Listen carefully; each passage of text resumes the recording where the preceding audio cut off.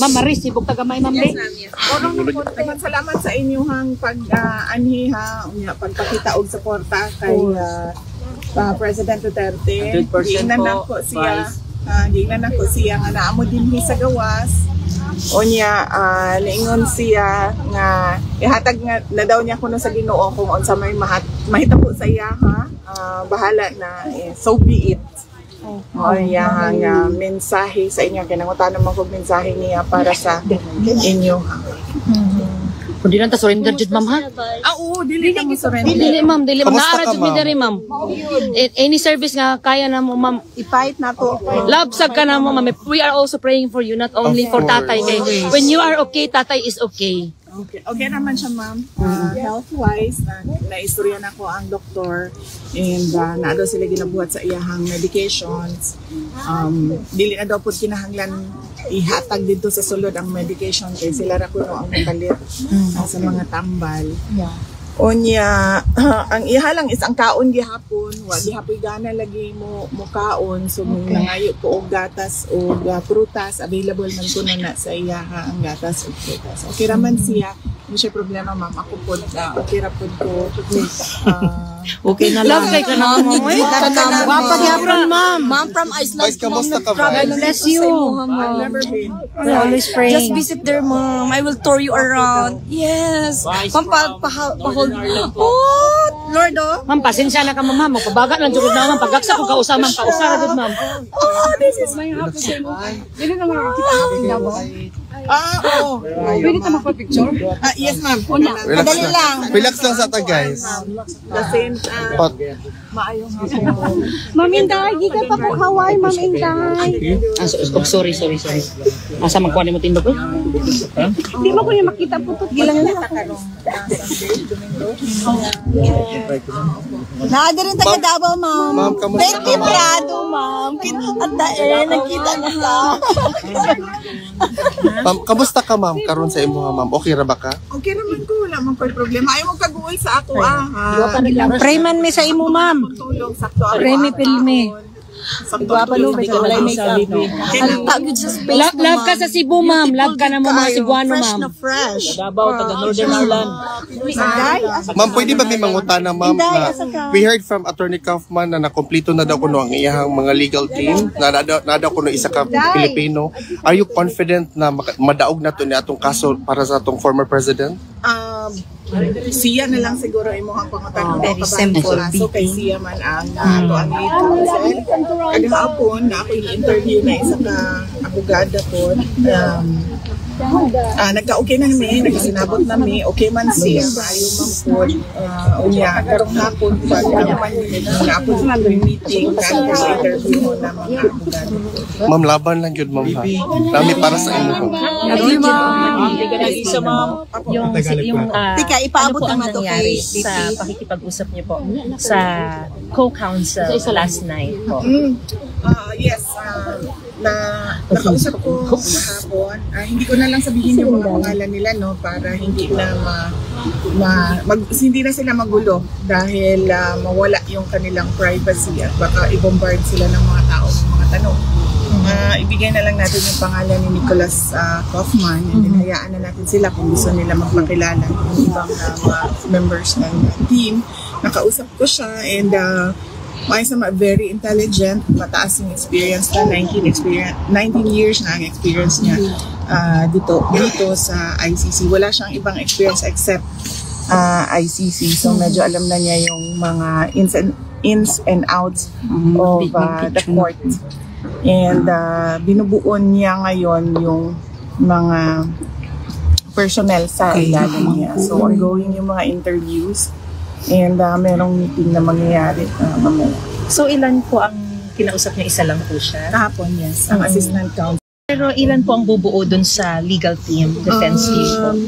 Initially, 4 of 5. Pero depende yun sa kung gaano kadami at gaano kalaki yung trabaho na kailangan nilang gawin. Pero initial lang yung tatlo ang maiwan. Ma'am, yung sinabi po kasi si Attorney Kaufman na may Filipino rin po. Gaano kalaki yung role ng Filipino lawyer sa defense team po ng Pangulo? Yes, kailangan ng Filipino lawyer kasi merong mga i-argue doon na batas ng Pilipinas. So, meron talagang Filipino lawyer kasama. Si Medial Dea po ba? Wala pa kaming nagsi-shortlist pa yung inutusan ko na mag-interview kay Nicholas Kaufman, inutusan ko siya ngayon na maghanap ng Filipino lawyers. Pero shortlist pa. ICC accredited naman? Likely hindi na. Kasi ilan lang naman yung ICC accredited. But we'll see. We'll see. Depende sa abilidad ng lawyer. VP, yesterday po sinabi niyo po si mother niyo po ay nag-decision po na pumunta po dito whether po siya ay makakapasita. Kumusta na po siya? Okay lang naman. Kailan po siya ma'am darating? Nagsabi siya na kahit hindi naman siya makapasok, basta malaman lang daw ni President Duterte na dumating siya at express ng kanyang moral support sa pinagdadaanan ni Pangulong Duterte ngayon. Next week, I think aabot ata siya sa birthday, ma'am. Yun ata yung target niya na makarating sa birthday. VP, may na-receive bang letter si former president aside sa Dutch couple na nagbigay sa kanya from Filipino? Hindi niya nabanggit. Kasi marami kami nagsampa sa kanya. Baka, hindi ko natanong. Okay. Sige lang, tanong ko sa kanya bukas pag bisita ko sa kanya. Tatanong ko sa kanya. Hindi ko yan natanong. Actually, nagpadala din ako ng sulat kasi din. Pero bago lang yung sa akin. Kailangan din pong dumaan pa dun sa box kahit na personal niyo po siya nakikita? Bawal magdala ng kahit anong bagay doon sa Inside. loob. So dadaan po talaga doon sa usual process. VP, meron mo po ba venue March 23. or gathering sa Ang time is 11 a.m. No? Yes, ma'am. Oo, ang time is 11 a.m. Ang venue is The Hague. Hindi ko lang alam saan exactly sa The Hague yung gathering. Yes. Maliit lang naman ata. Announce naman, ma'am. Kaya lang, 6,000 lang daw po yung secret muna. That's Hindi namin inano kasi kami yung kasali kami sa pag-organize, ma'am. Secret sa atin. Si Papa Ross yan. Pero tahig lang naman.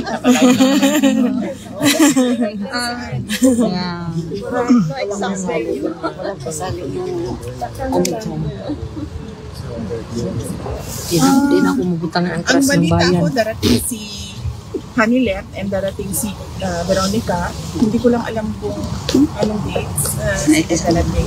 Dili, sira. Sira. Eh, pagduko-duko niya. Yes, and yung darating. Siguro on the day of the birthday ata. Hindi ko lang sigurado pa, hindi ko pa nakita yung flight dito. Kung kulong po. Si Congressman Pulong Duterte, wala pa siyang date. Pero may visa na po. Hindi ko pa alam, hindi pa kami nagkausap ni Congressman Pulong. And Mayor Baste hindi na talaga tutuloy. Si Mayor Baste ay parang pagkakaintindi ko sa sinasabi niya pagkatapos na ng election kasi kailangan niya asikasuhin yung campaign doon sa Davao City. Kasi siya na yung nagdadala ng mga konsepto. Nang pasensya na po, hindi na rin po namin yung reaction niyo po sa sinabi. Nag-live po kasi si Attorney Harry Roque. May sinasabi po siya na, and I quote, talaga naman ako'y taga-sunod ni VP Sara. Susunod ako sa sasabihin ni VP Sara. At yan po ay walang halong kaplastikan. Kita niyo nga, sumunod ako sa kanya sa unit team. Ano nangyari?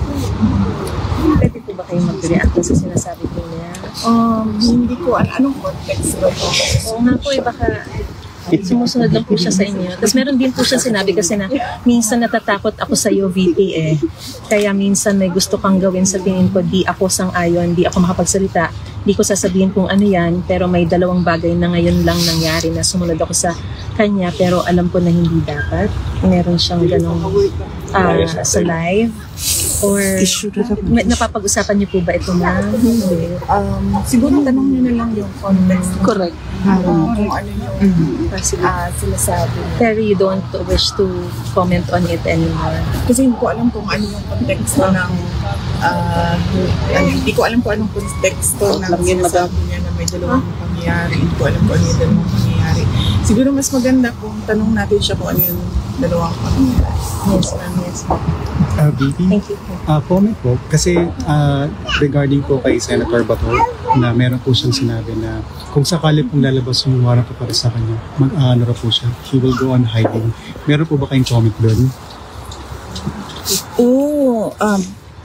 Well, yung ganyan kasi desisyon niya ng personal decision ng tao ba kung ano yung gusto niyang gawin sa mga kinakaharap niya na problema.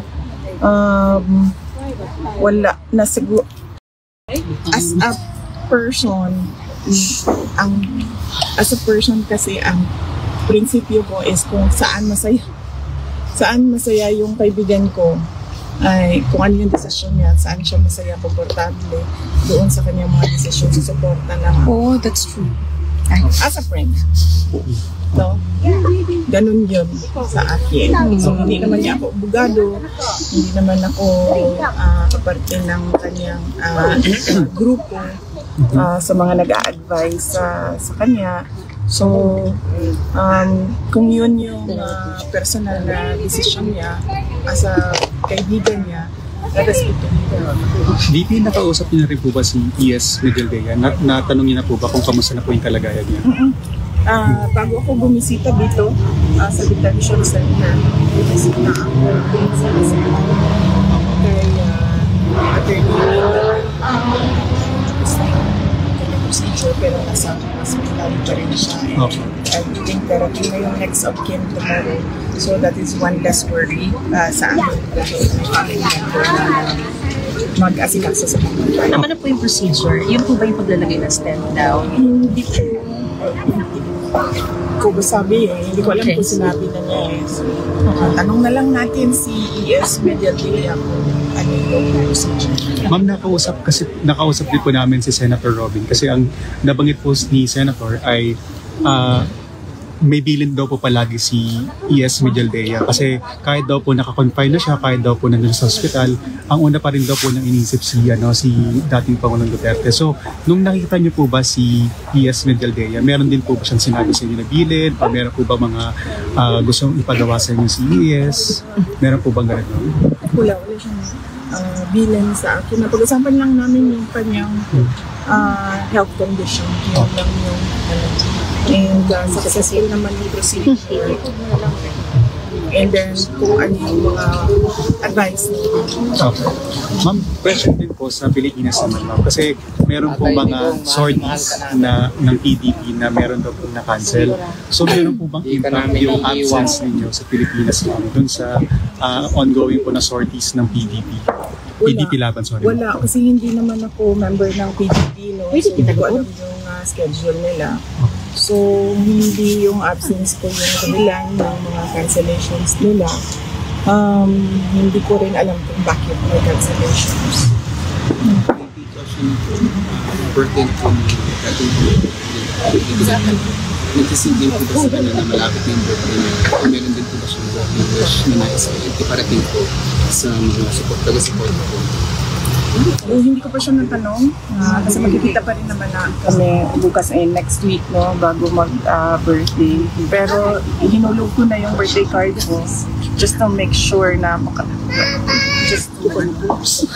make sure na makaabot siya before March 28 or March 27. So, tatanong ko siya kung ano yung mga thoughts niya about his birthday. Tsaka po, BP, kasi di ba first week po since ng pre-trial hearing po ni last week, di ba? So, nabanggit po ba rin niya yun sa inyo na parang ano ang kanyang mood or feeling? Kasi since 1 week since nang magpakita po siya via Zoom, live stream dun sa court. Wala naman. Kanina lang sinasabihan siya ng doktor na kung pwede ay maglakad siya more. And then, sabi ko sa kanya na baka pwede na siyang pag-request na maglakad sa labas, yung allowed sa kanila na maglakad sa labas. Sabi naman yung doctor na pwede na siya mag-request ng ganun siya, security. And then, sinabihan namin siya, niremind namin siya na kung pwede, mag-start na siya ng exercise niya. VP, may reaction ba si former president sa overwhelming support ng mga Pilipino all over the world sa nangyari sa kanya? Sinabi lang niya that the country will get worse and worse, sabi niya. Dahil clearly daw, fracture yung governance sa ating bansa and disgruntled yung mga tao. So, that's what he said. Worse and worse and fractured governance and disgruntled. Pero yung sinabi niyo po, VP, na kahapon na mag-uusap po kayo ng mga Dabawenyo para mag-plan kung ano po yung gagawin para mapauwi na si Presidente. Kailan po yung mangyayari? Pag nandun na po ba kayo? Or meron na kayong mga initial talks right now while you're still here para maplano na po? Wala pa. Iwan ko na lang kung gusto nila pag-usapan na ngayon, iwan natin yung doon kasi may mayor naman sila, may vice mayor naman sila, may mga konsehal naman sila. Hindi ko pa matutukan yan ngayon kasi kailangan ko lang buuhin at tapusin itong sistema dito sa The Hague. At yes, ang next na pag-uwi ko sa Davao ay sa election day pa dahil bumoto ako sa halalan.